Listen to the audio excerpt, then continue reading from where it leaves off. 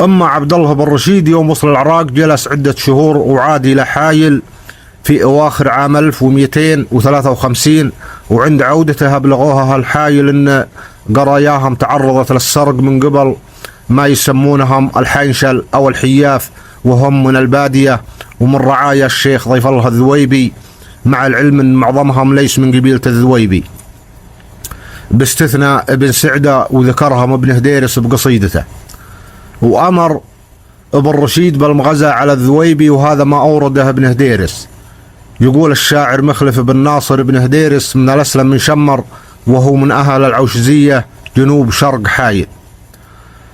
قصيدة على قافية قصيدة عبد الله الرشيد.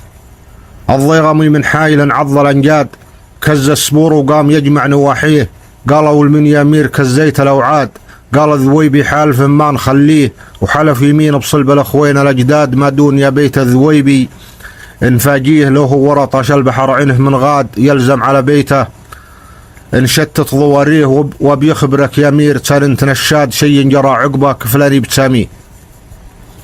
منجوب بمه عقب النير من غاد، وسمي مطعوم النشامة يباريه.